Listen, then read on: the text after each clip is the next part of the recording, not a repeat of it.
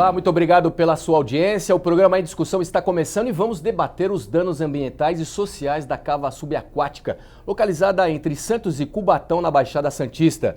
Para você ter uma ideia, a cava subaquática é uma cratera de 400 metros de diâmetro e 25 metros de profundidade, maior que o estádio do Maracanã, aberta no meio do manguezal. Eu e meus convidados vamos avaliar os riscos e analisar soluções para que a cava de Cubatão não se torne um desastre ambiental.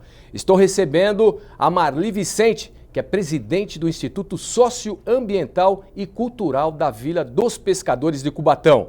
Conosco também o Jeffer Castelo Branco, diretor da Associação de Combate aos Poluentes, e Francisco Nogueira, Chico do Setaporte, que é vereador em Santos pelo PT. Vereador, antes de mais nada, gostaria de agradecer a sua presença, a de vocês também, e a Casa do Povo é do senhor. Muito obrigado pela visita.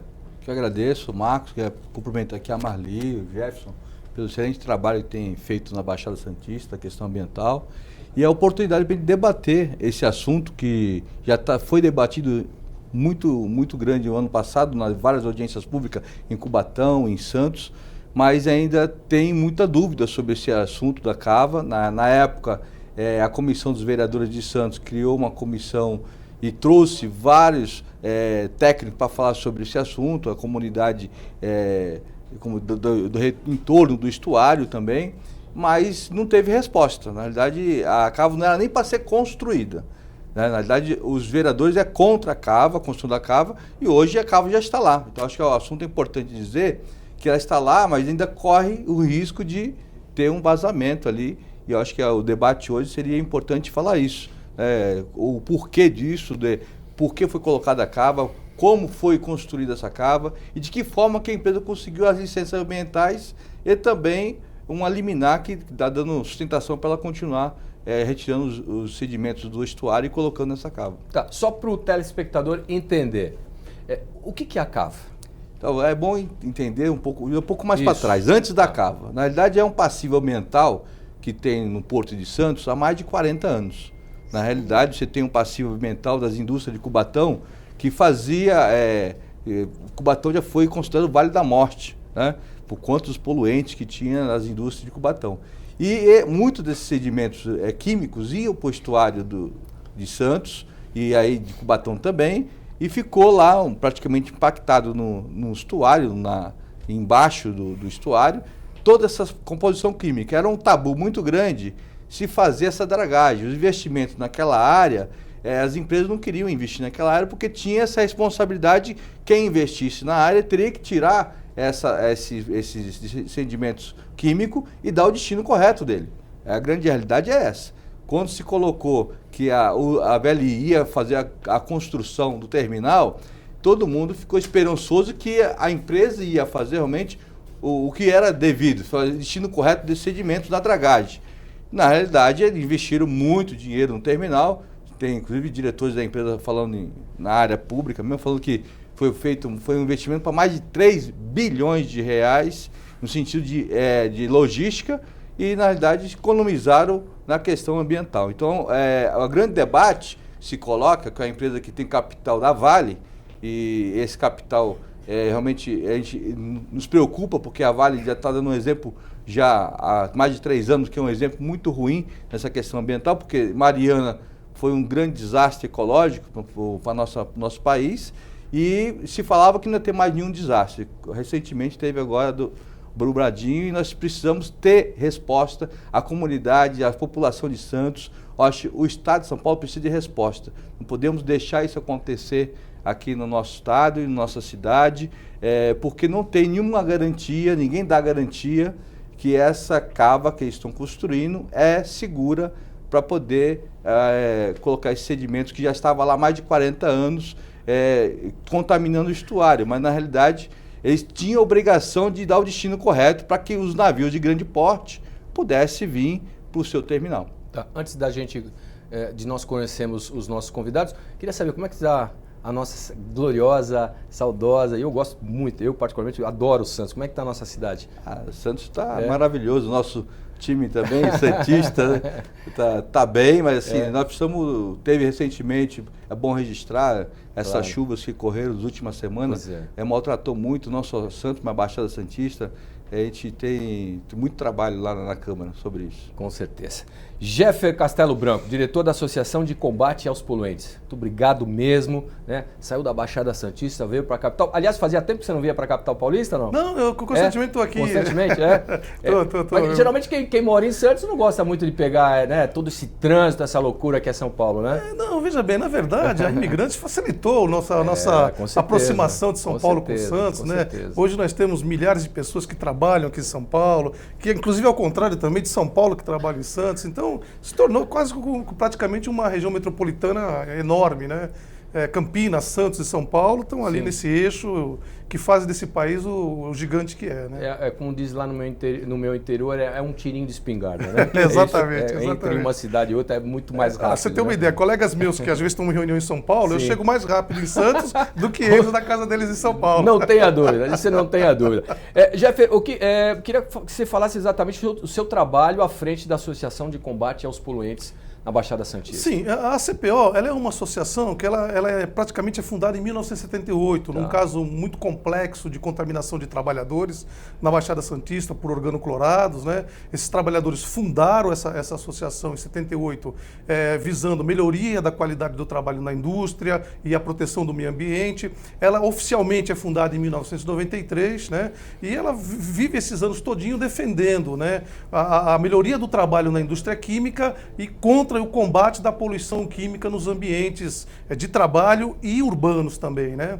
A associação, por exemplo, ela participou a nível internacional da construção da Convenção Internacional de Estocolmo, que trata de alguns poluentes orgânicos persistentes, que inclusive poluentes desses que estão sendo jogados dentro da cava, né, que segundo essa convenção internacional deveria ter uma destinação diferente, não essa de enterrar num buraco da cava. Então a associação ela tem esse trabalho e hoje articulando com o movimento contra a cava tóxica, com o ISAC, com outras ONGs, com os sindicatos da Baixada, com os vereadores, né, com deputados federais que entraram nessa luta contra essa cava. Então a gente faz esse trabalho, né, de trazer o conhecimento junto com os nossos técnicos que fazem parte da associação para a sociedade o risco que é, por exemplo, a instalação de uma cava tóxica na Baixada Santista. Tá, você falou dos poluentes, né? Quais são esses resíduos? Olha, ali existe uma quantidade muito grande de metais pesados, por exemplo, como o mercúrio, né? Extremamente tóxico, cancerígeno, causa interferências no sistema hormonal, que pode contaminar os peixes, a fauna e os peixes. E esses peixes, se for consumido pelo homem, contamina o homem também e vem causar interferências hormonais. Eu explico mais para frente o que significa isso. Tá. São cancerígenos, teratogênicos, mutagênicos. Fora os metais pesados, existe também, por exemplo, os PHPs, né? Os hidrocarbonetos policíclicos aromáticos, que são extremamente também tóxicos, cancerígenos, e também tem os organoclorados, né? Que inclusive é alcançado pela Convenção de Estocolmo e deveria ter um outro tratamento. Então são uma gama de contaminantes. Pra você ter uma ideia, o porto ali da Cozipa, o porto da Cozipa e hoje o porto da Ultrafértil, né, da Vale, né, ele foi inaugurado em 65, o canal foi retificado e foi aprofundado até 10 metros. Depois, posteriormente, foi aprovado um aprofundamento daquela parte do canal, já em Cubatão, perto da Serra do Mar. Lá perto do pé da Serra do Mar, existe um porto em Cubatão, poucas pessoas sabem disso, né? Que o braço do mar entra por Santos e chega até Cubatão. E aí foi autorizado esse aprofundamento do corpo até 12 metros. E, posteriormente, devido às operações industriais de Cubatão, numa época de muita poluição, era uma época antes de 1980, esse canal foi extremamente contaminado com diversas quantidades. Tinha quase praticamente a tabela periódica inteira jogado dentro desse canal, substâncias químicas extremamente tóxicas, como eu falei aqui, e a CETESB interditou a dragagem. A partir de 1996, a CETESB interditou a dragagem e aquele porto ficou sem dragagem desde então. Em 2003, a Cozipa teve interesse em fazer a dragagem do porto. Por quê? Porque os navios já não estavam conseguindo chegar lá e saírem carregados. Eles chegavam, era carregado com a chaparia e ele tinha que esperar a maré alta para sair. Então isso era um complicador para as operações portuárias da Cosipa. Então a Cosipa entrou com o licenciamento em 2003, nós participamos desse licenciamento, das audiências públicas, nós contestamos, né, inclusive a opção da cava tóxica. Como era uma opção, nós falamos, bom, eles não vão chegar nessa opção, né? Era uma opção, mas mesmo assim nós já combatemos essa questão da cava lá no licenciamento, porém, né, infelizmente, nessas audiências públicas, o empreendedor e às vezes a CETESB chegam com as suas verdades e vão embora com as suas verdades. Não ouve ninguém, se ouve, anota e não toma conhecimento, tudo aquilo que a população trouxe de preocupação, nada foi levado em consideração, né? E aí, então, essa cava deveria ter um prazo de 5 anos, por exemplo, a dragagem, de 5 anos para iniciar, ela inicia 11 anos depois, por uma outra empresa, que não era a Cosipa, né, pela Ultrafértil agora, né, e pela Vale, por uma outra empresa. Então houve uma substituição de titularidade que deveria ter sido formalizado isso, né? Com uma outra vertente, né, que não jogaria mais, não levaria mais esse sedimento para o dique do Furadinho, que seria a primeira opção, a mais viável, que seria em terra seca, num empreendimento que seria uma espécie de um aterro industrial, onde seria protegido o meio ambiente e lá seria descartado esses resíduos contaminantes. Essa vertente foi descartada e hoje a gente sabe por quê, né? Pelos interesses econômicos da Uzi Minas no porto, nessa área do dique do Furadinho, e nós não temos nada contra isso. O que nós temos contra uma vez que haveria o interesse da empresa em aproveitar o dique do Furadinho e lá não seria mais a opção viável, então que se arrumasse uma opção que não fosse uma opção dessa de fazer uma cava no Largo do Casqueiro e enterrar os resíduos lá. Veja bem, só para terminar essa minha primeira fala. Claro, fica à vontade. A cava que foi aprovada no Largo do Casqueiro pelo Conselho de Meio Ambiente do Estado de São Paulo não é a cava que está sendo instalada lá. A cava que foi aprovada pelo Conselho Estadual do Meio Ambiente é uma cava confinada. E a cava que está lá não é uma cava confinada. E o que é uma cava confinada? Uma cava confinada, que existe em vários países do mundo, né? Ela é feita naqueles locais mesmo onde é que está, porém, é concretada, existe um muro de concreto totalmente impermeável em volta, acima da maré, inclusive, da maré mais alta, 3 metros de altura, para evitar que haja o contato do material contaminado com a água do estuário, né? O fundo, se houver uma argila extremamente permeável, que eles chamam de holoceno, você não precisa concretar o fundo, que não é o nosso caso. Nosso caso não é essa lama, é uma lama muito mole. Então você teria que concretar o fundo e aí poder colocar os resíduos lá e sofrer um tratamento vagaroso. Esse seria o ideal? Esse é o que foi aprovado, não seria o ideal. Não seria o ideal. Essa tecnologia foi condenada pela população, inclusive está sendo condenada em outros países também, né? Essa seria, vamos dizer assim, a menos ruim. A menos ruim. O ideal seria, já que o dique do Furadinho haveria uma intenção de haver um aproveitamento econômico futuro, eles deveriam arrumar uma outra área e fazer o depósito conforme seria projetado. Você veja bem, só para terminar, a empresa, quando ela faz a primeira dragagem do estuário, ela age corretamente. Ela pega esse resíduo mais tóxico, coloca em mag-sacks, em bag-sacks, totalmente fechado. O produto de água que escorria foi tratado, foi levado para tratamento e depois de seco, esses mag-sacks foram estocados dentro da empresa e lá estão em perfeita segurança. Agora, depois que eles trocaram de local, né, de opção, né, não tiveram esse cuidado, fizeram simplesmente um buraco, né, não dá nem para chamar isso de cava, isso se assemelha mais a um lixão químico tóxico submarino, né, e está tudo enterrado lá. Na verdade, não é que vai haver o impacto, a cava já é um impacto ambiental. Né? Tá bom, então vamos falar com a Marli agora para saber como estão os nossos pescadores de Cubatão, Marli. Seja bem-vinda, viu? Muito obrigado pela sua visita, também a sua vinda até São Paulo, viu? Fez uma boa viagem? Com certeza. Fazia tempo que não vinha a São Paulo? Segurança, sim. Sim. E aí, e o trânsito continua o mesmo, né? Tranquilo. Tranquilo? Chegamos aqui em segurança, em paz, tranquilo. Muito legal. E que voltem também. Como estão os nossos pescadores? Olha, primeiro eu queria agradecer a oportunidade, porque eu me sinto feliz de estar aqui e de ver receptividade na preocupação que é nossa já há algum tempo. Então, diante dessa situação, esses impactos todo que os nossos pescadores, principalmente os pescadores artesanais, que são pescadores ribeirinhos, principalmente na nossa comunidade, na Vila dos Pescadores, porque é preciso dizer que nós somos uma população em Cubatão que tem assim, uma certa carência muito grande.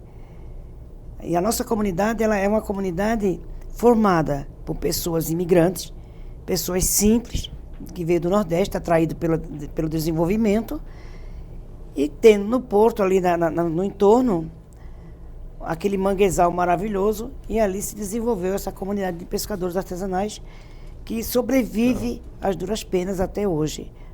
Nós temos uma média de 200 ou mais pescadores artesanais. Que bom. Tá. Mais de 50% vive exclusivamente da pesca.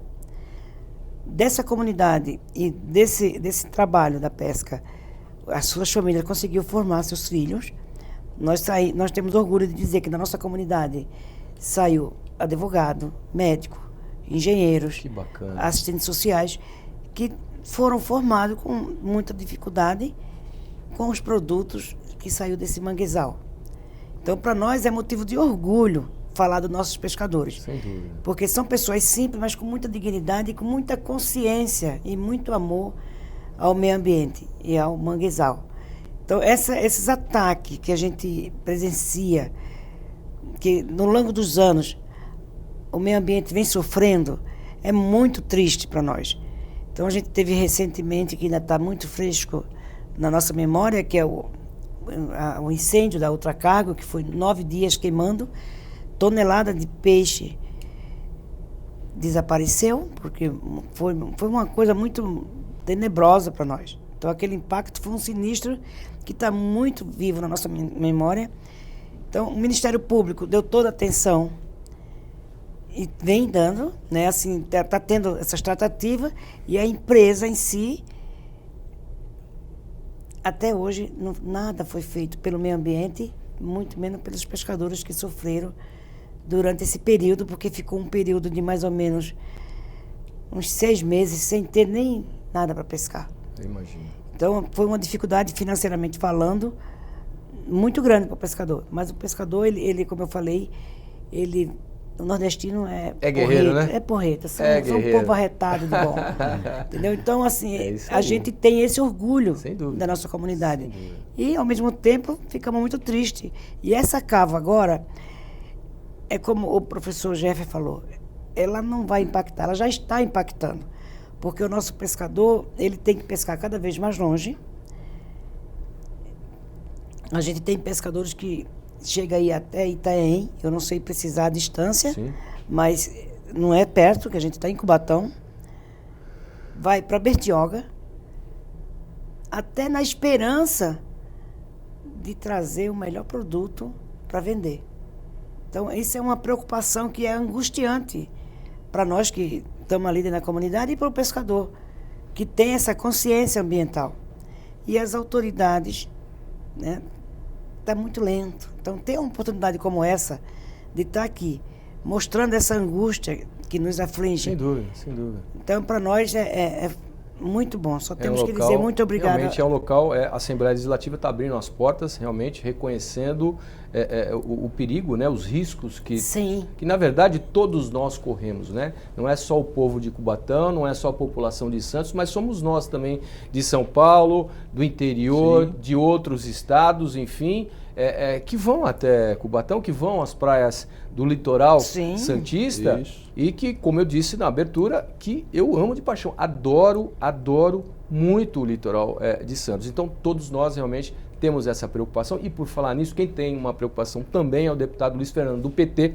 Ele não pôde estar presente, mas mandou um recado para a gente vai passar esse vídeo agora. Ele não pôde estar aqui conosco e realmente ele vai estar junto com vocês nessa entoada, nessa discussão, nessa briga, exatamente para tentar solucionar qual seria aí, ou quais seriam as medidas melhores para que, de repente, principalmente o ambiente, né, o ecossistema realmente não Desde não já, venha, nossa gratidão né? a ele. Não, com certeza. Então a gente vai ver a palavra do nosso deputado Luiz Fernando, do PT. Olá, quero saudar todos os telespectadores da TV Alesp. Queria, sobremaneira, cumprimentar o meu irmãozinho, o vereador Chico Nogueira, o professor Hélio, Marli Vicente e o Jeffer, que estão hoje debatendo esse terrível assunto que é a questão da cava em Cubatão. E não é em Cubatão, é na Baixada Santista, no nosso litoral. Eu, particularmente, olho isso como um crime, né? Você abrir um buraco do tamanho do Maracanã e trazer rejeitos tóxicos, né, extraídos do fundo do canal, sem uma análise. A própria movimentação disso já deve ter contaminado, sem dúvida nenhuma, né? E eu quero dizer a vocês quatro e a todos os telespectadores, né, eu estou convocado pelo Chico, vereador Francisco Nogueira de Santos, né? Entro nesse debate, já mandei uma série de ofícios ao Ministério Público, tanto o Ministério Público do Estado de São Paulo como o Ministério Público Federal, para saber em que pé está, e já estamos agendando, e eu queria convidar os quatro para estarem conosco, né? Devo fazer um contato pessoal com vocês, para me acompanharem até a CETESB, porque eu quero saber em que condições a CETESB autorizou isso, e nós sabemos que tudo que a Vale bota a mão, as consequências que tem, né? Nós não podemos, aí está em risco o meio ambiente, essas cavas foram feitas no mangue, né, e traz uma influência muito grande no meio ambiente, e quero dizer a vocês e aos telespectadores da TV Alesp, vou às últimas consequências. Nós não podemos deixar a Vale acabar com o nosso litoral, né? Então, estou junto com vocês nessa caminhada e já fiquem convocados, né, para nos acompanhar à CETESB, para conhecermos de perto as condições que foi liberada essa cava aí em Cubatão e que interfere não só na cidade de Cubatão, mas todo o litoral de São Paulo. Um grande abraço. Muito bem. Com certeza, acho que ninguém esperava, né? Para quem conhece realmente o trabalho do Luiz Fernando, deputado Luiz Fernando do PT, sabe que realmente ele sempre está junto à população. Ele mandou uma saudação, né, também especial ao professor Hélio, que por motivos particulares não pôde estar aqui, sim, mas quero saudar o professor Hélio, que também é uma pessoa que realmente também está à frente, não, vereador? Frente, tá. Né? Tem um trabalho importante, né? Junto com vocês, né? Junto com as comunidades, com as associações, e tem levado muita informação precisa, até porque o professor Hélio já fez parte da CETESB lá no passado, né? E ele tem um conhecimento de causa de todos esses materiais que ali foram depositados naquele estuário, e ele tem uma grande preocupação com a nossa região, a cidade como um todo. E sabendo dessas informações, ele vem socializando isso, trazendo essas informações e lutando junto conosco para que isso realmente seja resolvido. E agora o deputado Luiz Fernando já abriu o convite a todos para que vocês possam acompanhá-lo, ao Ministério Público e também principalmente a CETESB. Com certeza, todos juntos, né? Sim, com certeza. O deputado Luiz Fernando é um grande parceiro, um deputado muito atuante no caso da termoelétrica, tem nos apoiado também, nos ajudado na questão da ultracargo, né? E agora na cava subaquática também, que inclusive a Marli comentou a questão da ultracargo, né? Em 2015, um grande incêndio que houve lá em Santos, né? E que também trouxe danos ao nosso estuário, né? E até hoje a ação que foi movida contra a ultracargo se arrasta, né? Numa tentativa de acordo com o Ministério Público Estadual e Federal, ao qual a gente espera, né, Marli, que desencante essas tratativas e traga benefício aos pescadores, tão violentamente, né, prejudicados com esses danos ambientais e agora com a cava tóxica, né? Você tem uma ideia, o risco que os pescadores imaginam que esses peixes já podem estar envenenados, né? E eles têm preocupação tão grande que eles não pescam mais ali. Eles têm que ir muito mais longe para que tragam um peixe de melhor qualidade para os seus familiares, para a região. Então há uma preocupação do pescador e isso realmente atrapalhou a vida deles, né? O local ali onde está a cava tóxica era um local de pesca desses pescadores, cujo não pescam mais, os pescadores que têm consciência, como o da Vila do Pescador, mas infelizmente, para você ter uma ideia, ali naquele local não tem placa nenhuma avisando. Então você vê pescadores de outros turistas pescando ali do lado, né? Sob o risco de levar para casa um peixe totalmente contaminado.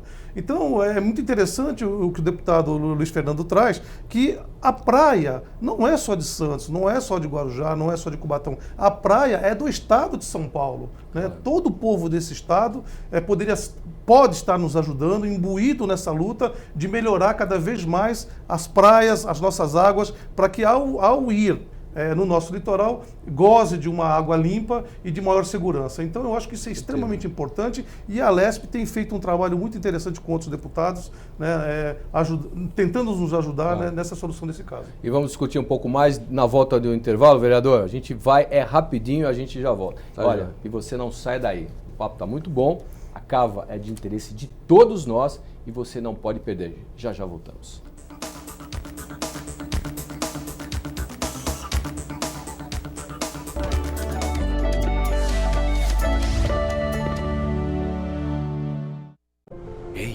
Eu queria poder falar com você, te falar desses últimos meses e como tudo tá melhor.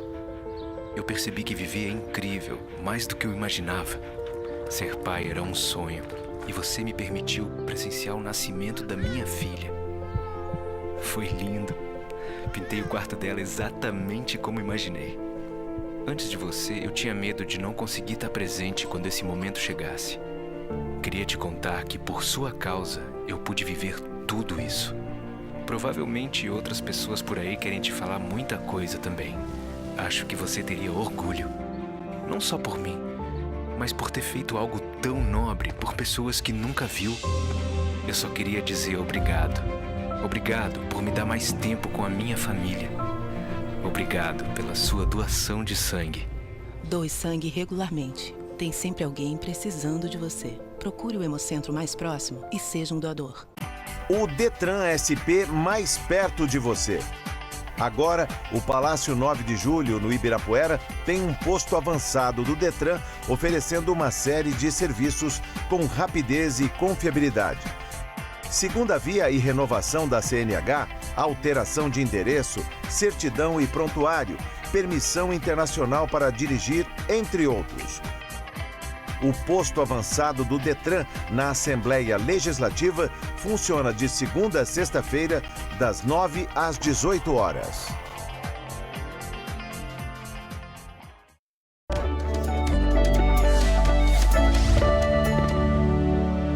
De volta com o programa em discussão, estou recebendo a Marli Vicente, presidente do Instituto Socioambiental e Cultural da Vila dos Pescadores de Cubatão, Jeffer Castelo Branco, diretor da Associação de Combate aos Poluentes, e Francisco Nogueira, o Chico do Setaporte, que é o vereador pelo PT na cidade de Santos. Vereador, o deputado ele fez algumas considerações. Uma delas é realmente convocando vocês para irem com ele numa audiência que ele vai propor, requerer aí junto à CETESB. Qual a importância de vocês estarem lá com o deputado, conversando com os diretores ou, enfim, as pessoas responsáveis por esse projeto lá na CETESB?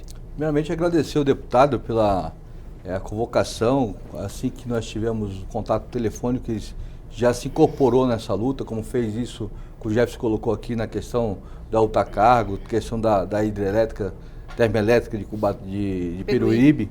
E a gente percebe que é fundamental que nós e a população de Santos, da Baixada Santista, tenha as respostas da CETESB. Até porque esse licenciamento, a gente entende que tem duas vertentes na questão do licenciamento. Um que é o licenciamento, quem tinha o licenciamento era a COSIPA, a Uzi Minas. E normalmente o licenciamento não pode ser transferido para uma outra iniciativa privada. Tinha que ter um novo licenciamento. Isso é uma dúvida que se coloca, qual é o licenciamento de fato que está sendo usado. Segundo, que foi colocado até pelo SPU, o devido uso do estuário para fazer esse tipo de empreendimento dessa cava, porque o estuário é da União. Então precisaria de ter uma autorização da União para que se fizesse isso. Então, qual é a segurança jurídica que a empresa fez? É uma coisa que a gente entende que não poderia ter sido feito. Até porque ela não se fez de uma licitação de espaço público para se fazer uma cava. Porque tudo que é público tem que ser feito licitação, além do licenciamento. Então tem uma dúvida muito grande no sentido que o espaço que está sendo usado, que é o tamanho do Maracanã, que foi colocado 400 metros de diâmetro e 25 metros de profundidade, que é enorme esse espaço, sem nenhum tipo de preocupação legais no sentido do uso do espaço, isso é um ponto, tá? E o segundo, a questão de qual a segurança jurídica tem para continuar. Então, isso é fundamental que a CETESB responda por que ela deu esse licenciamento para que essa empresa pudesse fazer essa cava, nem uma cava, um buraco, né, para praticamente tirar o lixo de um lugar. Na realidade, ele está tirando o lixo da frente do quintal dele e está colocando esse lixo na frente do quintal do vizinho. Justamente isso. Professor, além dos pontos colocados aqui pelo vereador, qual é a tua imaginação dentro daquilo que o senhor conhece? E aí não se trata só de imaginação do que pode acontecer, é do que já está acontecendo. Sim. E quais são outros pontos que podem ser abordados junto à CETESB? Olha, é importante nós abordarmos a CETESB, né? Por quê? Porque houve um licenciamento, né? Que a obra deveria ter começado em 5 anos, como o vereador falou, houve troca de titularidade, nós não sabemos se isso foi de forma formal ou não, ao que parece que não foi de maneira formal, né? E caducou a licença, né? A licença, o projeto começou 5 anos depois, né? Então, deveria ter havido um outro licenciamento. Por quê? Porque se requer um licenciamento depois de 5 anos se a obra não começou? Porque você tem novas tecnologias que você pode aplicar, porque você teve no Porto, nesses 11 anos, vários acidentes onde a composição química tóxica, infelizmente, do fundo do canal modificou. Então você precisaria de uma nova análise ambiental para ver qual de fato seria a melhor tecnologia a ser aplicada. E nada disso foi feito. Havia um licenciamento para 12 metros, que era para recuperar o calado inicial do canal. Isso foi aprovado, e foi aprovado uma cava hermética, né? E não uma cava contida naquele local. Mas seria só uma opção. Porém, logo depois, sem licenciamento nenhum, foi autorizado um aprofundamento de 12 para 15 metros. Você veja bem, se de 10 para 12 precisou de licenciamento, que era a calha normal, de 12 para 15 metros, que são 3 metros, é muito maior, você requeriria um outro licenciamento. E aí se fala da discricionariedade da CETESB. Ela esbarra no Conselho.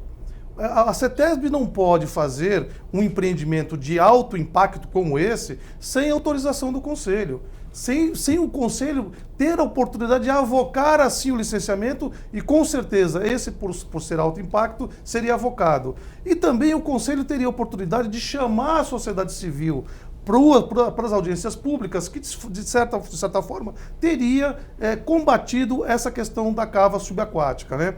E frise-se, gente, a cava que está lá no nosso território não foi a cava que foi aprovada pelo Conselho Estadual de Meio Ambiente.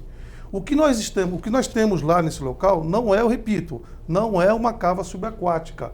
É um lixão químico tóxico, é um buraco aberto e atirado o resíduo para dentro. Ora, se em terra seca isso é proibido, imagine embaixo do mar, onde quase nenhum monitoramento é possível ser feito, a não ser depois que aquilo tenha extrapolado para o meio ambiente.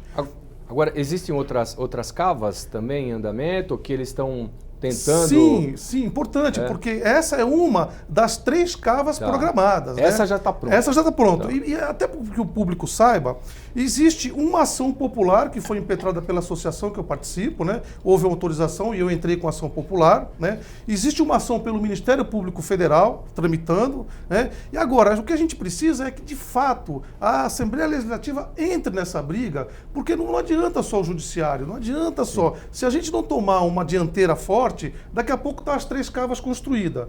Na legislatura passada, houve um movimento aqui na Assembleia para se montar uma frente parlamentar contra essa cava tóxica e também que se iniciou a coleta de assinatura para uma CPI na CETESB a respeito dessa cava tóxica. Isso. O que a gente espera na próxima legislatura é que isso seja retomado e a gente consiga dar passos largos, né, na proteção ambiental e da Baixada Santista. Com certeza. Sem contar do passivo que vai ficar para as futuras gerações, né? Sim, exatamente.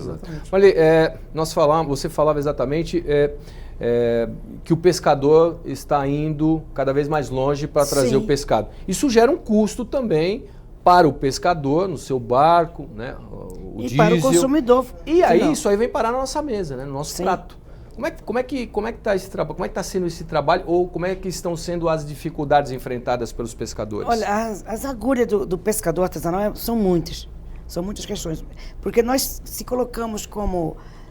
Sentimos até que nós somos Davi diante de Golias. Sim.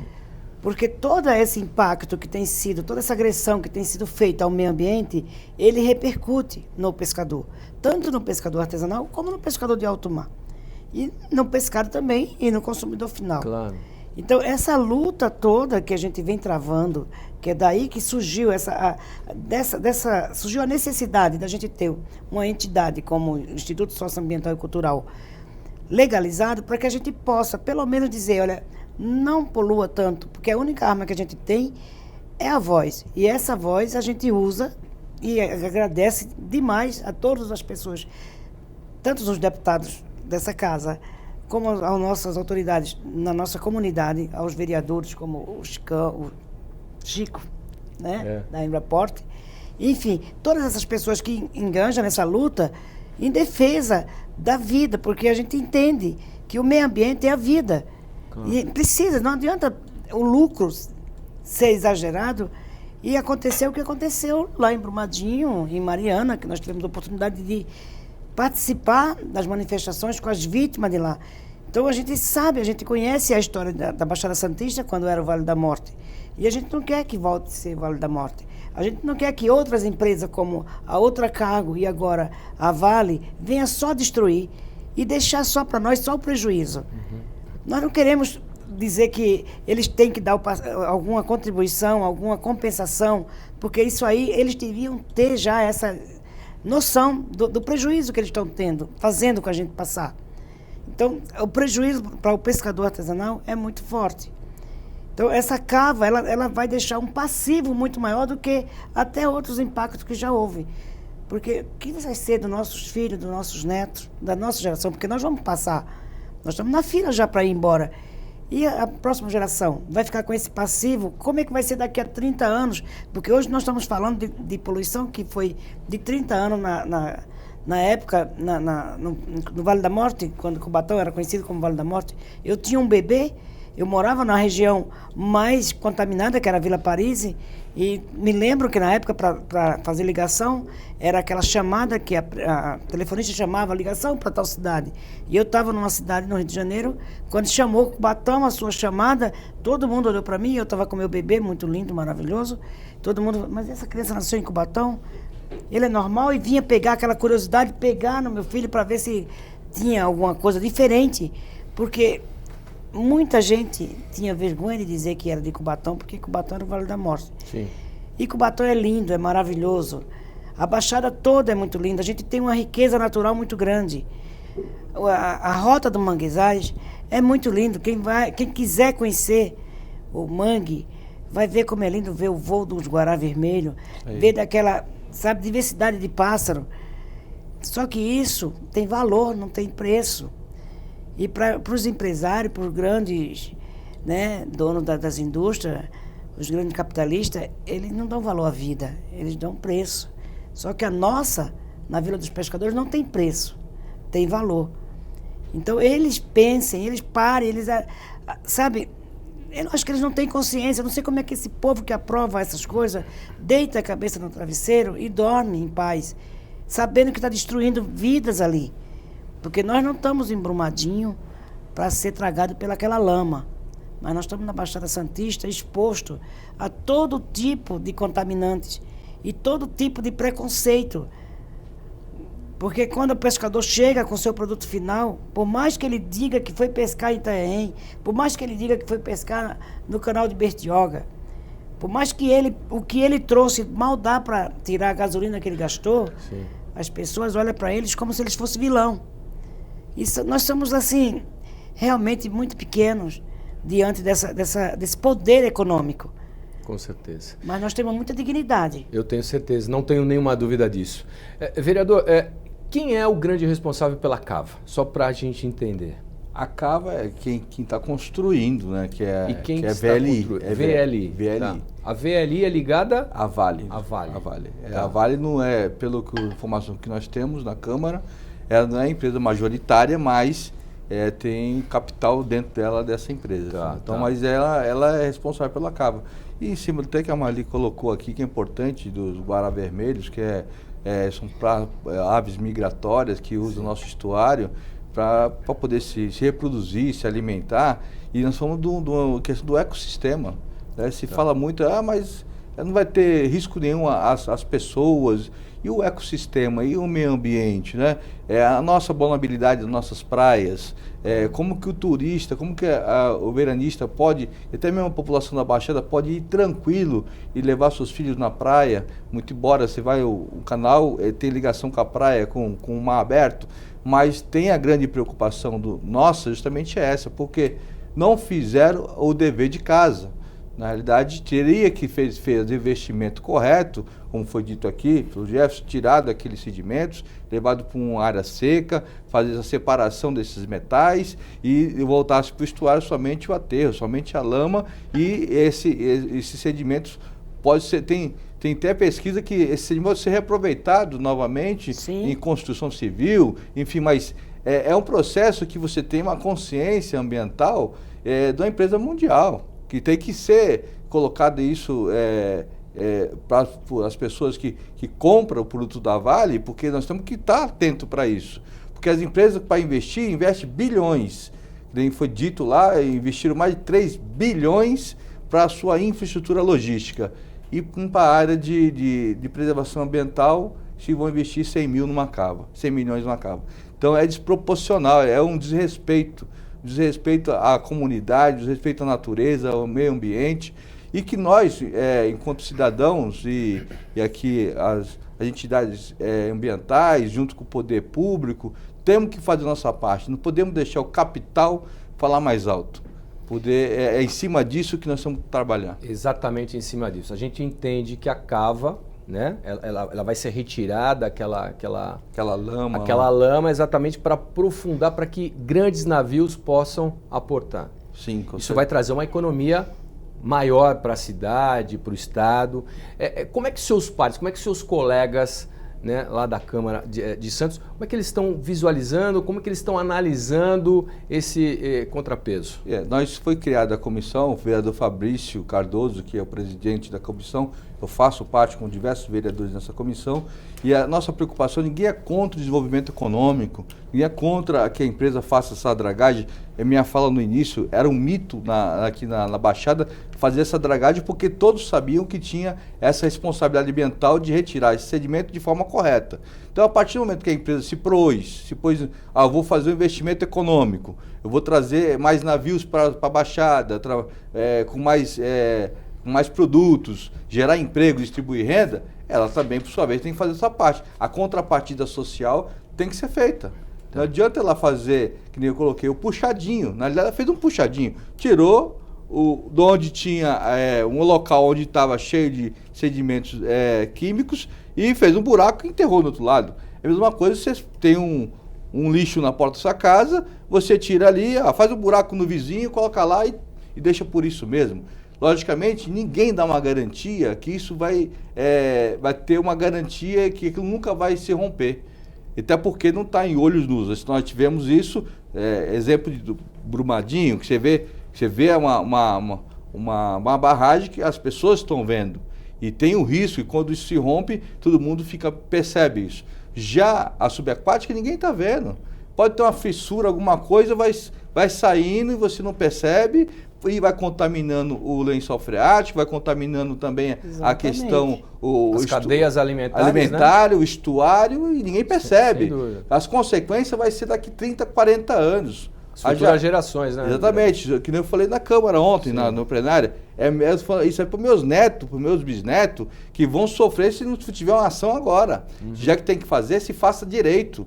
Se faça já que já colocaram dentro dessa cava, desse buraco, agora tem que se fazer um planejamento para retirar e dar o destino correto daquilo. Sim. Então, acho que o primeiro passo eles fizeram, agora tem que fazer o destino correto. Até para fazer as coisas direito. O Brasil tem aquele negócio do puxadinho, de fazer as coisas pela metade, ou mais barato. E nós temos que fazer o que é correto. E a população tem que cobrar isso e está fazendo a sua parte. O poder público, o poder legislativo de Santos tem feito a sua parte. Teremos alguma audiência pública? Vai ter uma audiência pública marcada para o dia 15 desse mês. Que bom. Né? Outro dia 22 também, da comissão, o presidente Fabrício já fez a convocatória também, que todos estão convidados a participar, a população de São Paulo, Santos, na Baixada Santista, o movimento ambientalista, e a empresa vai ser convidado o Ministério Público e o Judiciário também, para que ele explique por que ele deu uma liminar para a construção da cava, porque agora não está se discutindo mais a construção, porque ela está construída. Está discutindo o que vai ser feito com aquele rejeito que está lá dentro. Sim, sim.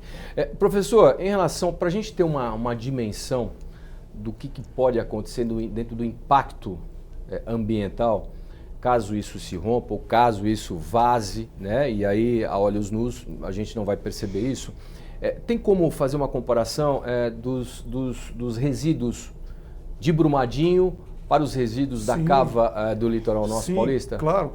Importante, né? Para que a gente tenha essa dimensão, né? Extremamente importante. Os resíduos de Brumadinho são muito menos perigosos do que os resíduos que estão dentro da cava. Exatamente, né? Pra você ter uma ideia do perigo que esses resíduos que comportam essa cava, basta uma gestante comer um peixe com níveis elevados de qualquer uma das substâncias PHPs ou organoclorados ou até metal pesados, para causar uma interferência hormonal e afetar o feto, e esse feto nascer com problemas, defeitos de nascença ou problemas de cognição, com problemas de falta de inteligência, falta de atenção, e isso já foi estudado, né? No México há uma população que foi intoxicada pelo chumbo tetretila e houve um impacto violento na cognição das crianças, e nós não estamos livres disso, né? Isso não é um achismo, isso não é uma realidade, isso é uma constatação. Exatamente. Então, é por isso que a gente precisa do apoio da população desse estado, para que haja um saneamento mais adequado do nosso estuário, por exemplo, uma remoção dessa cava, para que isso não se torne um risco silencioso e as pessoas venham pagar o preço de uma coisa que elas nem sabem de onde veio. E muitas vezes as pessoas ficam julgando isso, foi Deus que quis. Não foi Deus que quis, né? O homem que criou. O homem que criou aqueles tóxicos, aqueles tóxicos contaminou a fauna, contaminou a flora, passou para o homem se intoxicou. Então há uma preocupação muito grande com crianças em fase de crescimento, com os fetos, que pode ser violentamente afetado pelas interferências hormonais, né? Pelos disruptores endócrinos, que eles chamam, que há um estudo muito forte sobre isso. Várias das substâncias que estão nessa cava são disruptores endócrinos, né? Pode causar problema para as pessoas mais velhas, porque já estão debilitadas, e esses produtos podem vir causar um problema gravíssimo. Então nós estamos diante de um problema extremamente complexo, talvez mais complexo do que o de Brumadinho, né? Porque nós podemos ter um agravamento da saúde de uma população e elas não vão saber o porquê estão com a saúde agravada. E ser espalhadas para uma população gigantesca. Exatamente. Marli, como é que o poder público pode ajudar os pescadores? Falando a verdade, sendo transparente, buscando essas informações que a gente não tem. Porque por mais que a empresa venha a público, os responsáveis por essa atrocidade que está acontecendo lá no nosso estuário, eles não nos convencem. Porque nós não somos experts, não somos formados não somos doutores no assunto, mas a gente sente na pele o que está acontecendo. Na nossa comunidade, a gente tem um índice alto, só na observação, de crianças com autismo. A gente tem um índice alto de pessoas morrendo com câncer, como o professor colocou. A gente vê pessoas adoecendo e a gente fica preocupado. Será que é por isso? Será que tem alguma coisa a ver com isso? Então, tudo que a gente busca é a verdade. Então, os poderes públicos, a gente faz até um apelo que venha realmente todos os partidos, pelo menos, buscar a informação e ser transparente na informação. Porque a empresa vem a público e diz que está fazendo uma compensação, doando para a Prefeitura Municipal de Cubatão algumas máquinas de costura, para que os pescadores e os interessados vá lá fazer um curso de capacitação. O pescador, ele quer o mangue, ele quer o seu ambiente de trabalho limpo. Claro. E é lá. A gente tem história de pescador que replantou o mangue, que hoje é pescado onde eles replantaram. Então a gente tem história muito, assim, comovente disso. E tudo que a gente busca é a verdade, é tudo que a gente quer. Com certeza. Tomara que todos consigam realmente a verdade. Mali, muito grato pela sua participação, bom retorno para Cubatão, para a Baixada Santista. Leva o nosso carinhoso abraço a todos os pescadores e as famílias também de lá. Muito obrigado mesmo pela sua presença. Nós agradecemos. Vereador, grande abraço, muito obrigado. Deixar o último recado para a população participativa, né? Queria agradecer, Marcos, pela oportunidade de TV Legislativo, os deputados que estão aqui nessa luta junto conosco. Aproveitar aqui para fazer novamente o convite para o dia 15 na Câmara Municipal de Santos.